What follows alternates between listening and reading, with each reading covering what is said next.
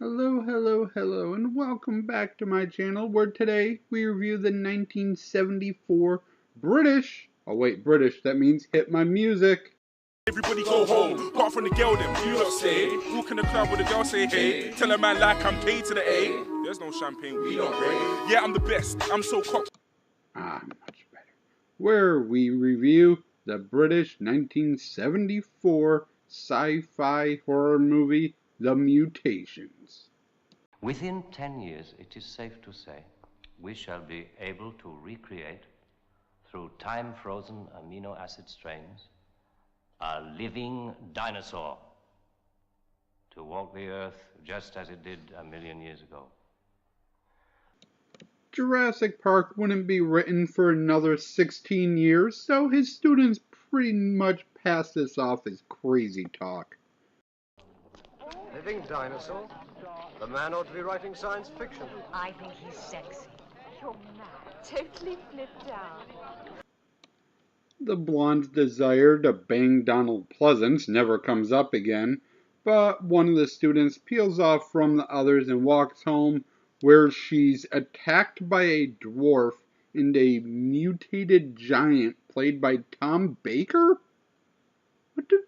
Doctor Who is a mutant in this movie? Okay.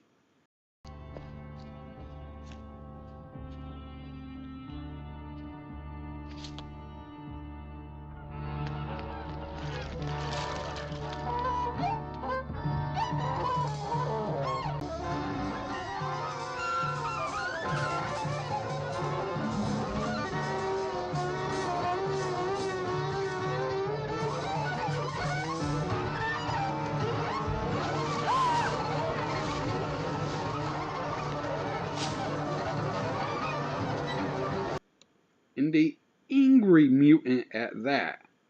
Hey! Get away from there! Friends! Hold you. Keep everyone away from my wagon. Tom Baker is already fairly tall at 6'3", and having him interact mostly with dwarf characters or characters sitting down is a pretty brilliant move to make him look even more freakish, make him look like he has giantism as well as facial deformities. In a not as brilliant filmmaking move, apparently that scene's out of order because after this we see Tom Baker bring the kidnapped girl to, dun dun dun, Donald Pleasence, who's secretly the bad guy.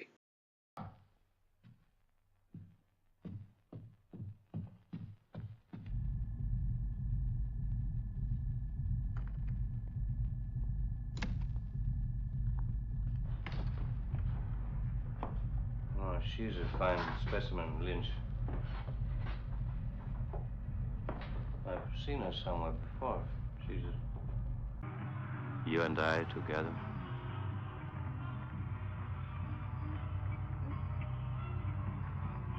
We could accomplish the miracle.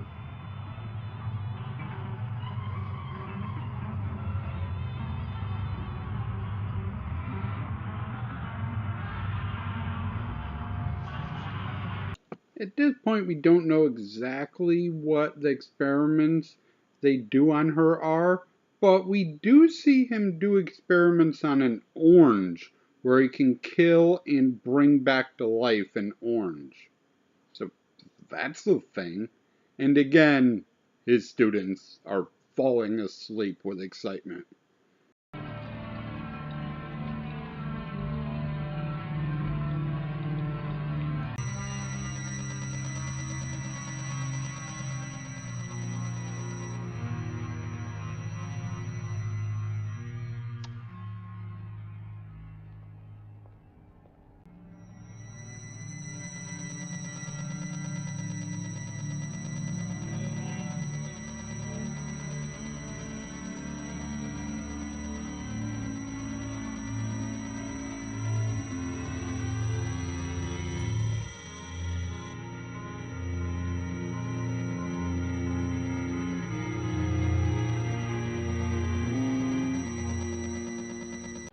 assure you there is nothing of fantasy in this.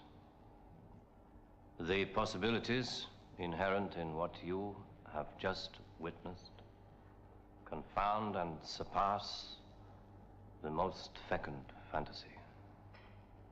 Isn't that right, Mr. Croydon? Yes.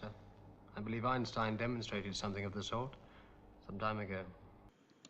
As bored as the students apparently are by Donald Pleasence, they never stop talking about him.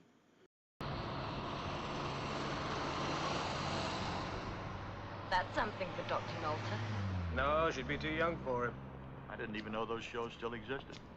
Anyway, it's probably a fake. I don't know. It may be one of these mutations we were talking about.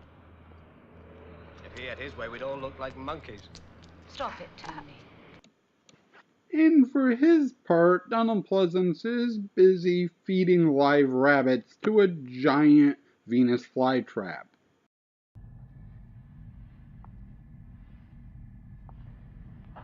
Regrettably, this is necessary.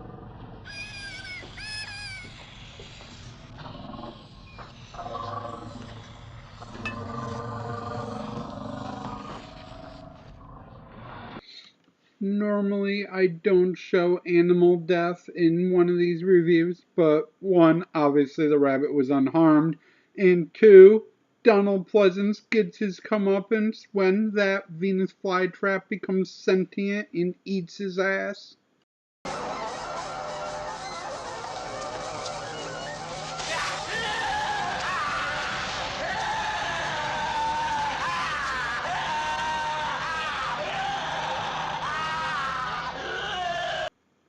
But before that can happen, our students go to a freak show and see an amulet on the ringmaster that was worn by the girl we saw kidnapped earlier. Accidentally, with a safety pin. Suddenly he got the point. Here is Manolito, the frog boy, or the upside-down man, depending on which way you look at him. Hey, isn't it the same medallion that Bridget was wearing? Looks like it. And there must be thousands of them. Where did you get that medallion? I would like to have one too. I manufacture them myself, lady.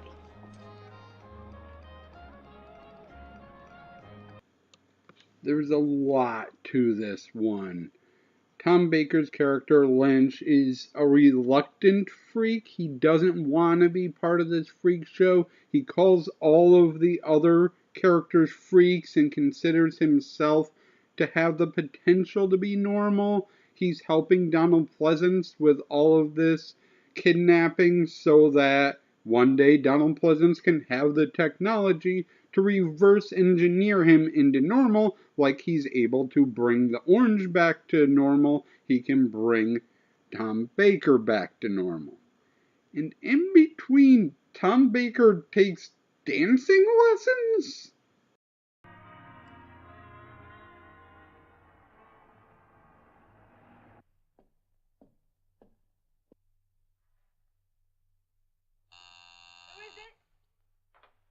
You give dancing lessons. Yeah. Come in. Okay, dancing lessons turns out to be British slang for hooker. But I am pretty proud of what I used to cover up the nudity this time.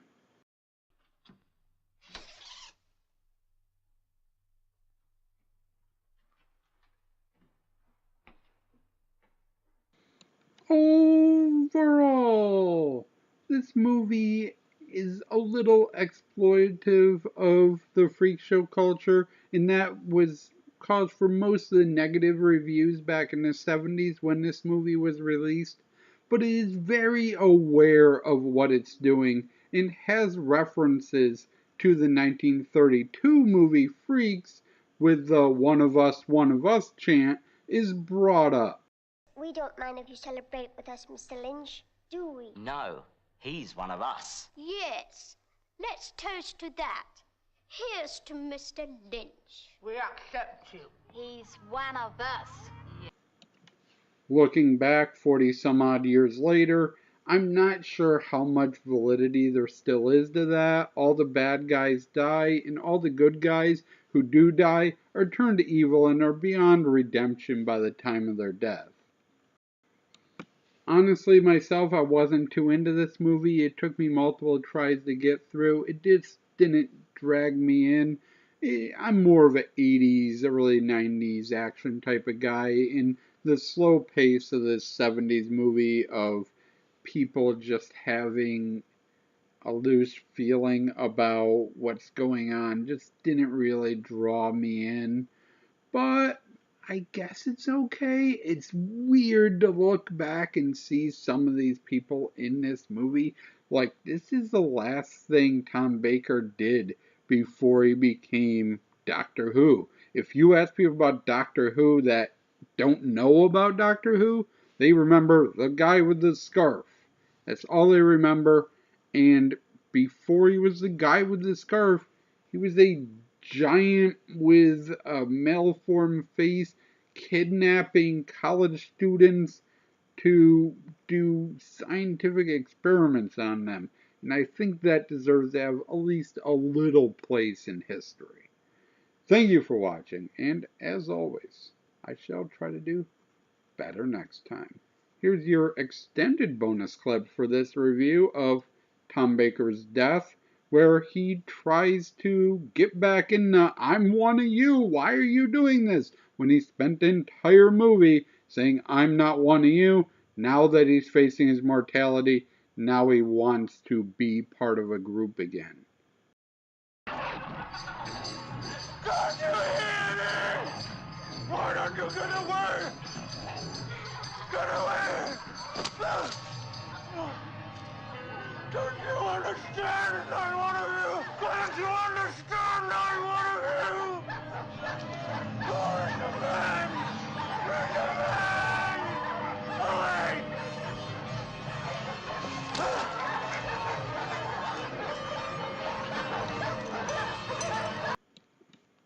Bonus fact, according to IMDb, Tom Baker used to go to the bar after shooting with the lone black guy in this movie who had the ability to pop out his eyeball, and the waitress was a racist bitch that didn't like him hanging out with a black guy, so the dude would poke out his eyeball, and then when she told other waitresses, they'd be like, "What the fuck are you talking about?" and totally make her feel paranoid.